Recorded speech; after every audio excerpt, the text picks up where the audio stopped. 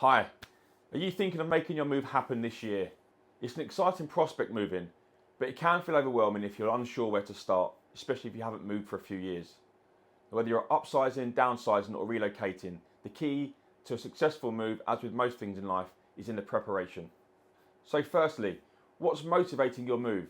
A bigger home for your growing family, a shorter commute? Pinpointing your reasons will help you narrow down your options and set realistic goals. My top tip is to write down a list of must-haves and nice-to-haves for your next property. This clarity will help you be rational when looking at properties to view. Next is understanding your finances. Before diving into property viewings, get a clear picture of your financial situation. Firstly, get a property valuation. If you're selling, knowing what your current home is worth is the first step. Make sure the agent is giving you a realistic and achievable price, as this is important when setting your budget. And speak to a mortgage advisor. This will help you understand your borrowing capability and what your repayments will look like to ensure it's affordable. When choosing your next home, it's vital to research the market, especially if you're moving into an area you're unfamiliar with. Explore the areas that fit your budget and the lifestyle that you want. Look into the schools, transport links and community amenities. As we both know, Ruislip and Pinner are so popular for these exact reasons, especially with families. Once you start to narrow down some of the hotspots, go and visit them at different times of the day and get a real feel for the area. Spend some time on the local high street, perhaps grab some lunch or go out for dinner there. Also, joining local social media groups can help with this. So now we know why we want to move, where we want to move to, and that our budget is realistic for the area and the type of property we want.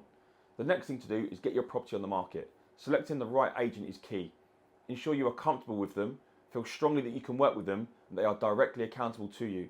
As often you will be passed on to a less experienced agent and feel like you're having to chase everything. This will be both stressful and frustrating for you. I offer a one-to-one personalised service for this exact reason, ensuring you have direct communication with me at all times throughout the process. I'm not just here to find your buyer, but to support you through the whole process of selling and buying. I'll add a link into my video of important questions to ask on evaluations below. Now at this same time, you need to prepare your home for sale. First impressions count. Spend time decluttering, making small repairs and enhancing your home's curb appeal. A well-prepared home can attract more buyers and potentially fetch you a higher price.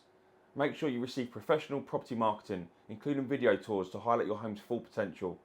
Your agent should advise you on what you need to do and what marketing they'll provide for you.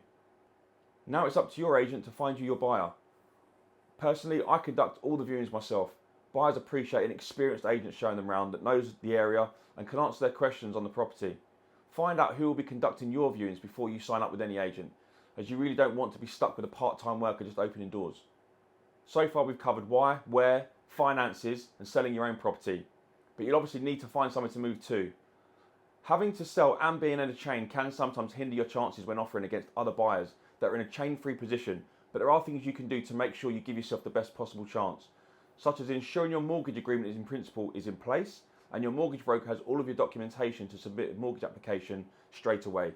Also having your solicitor's details ready to go, and for me, something that gives you that extra edge is having your own buyer use a reservation agreement.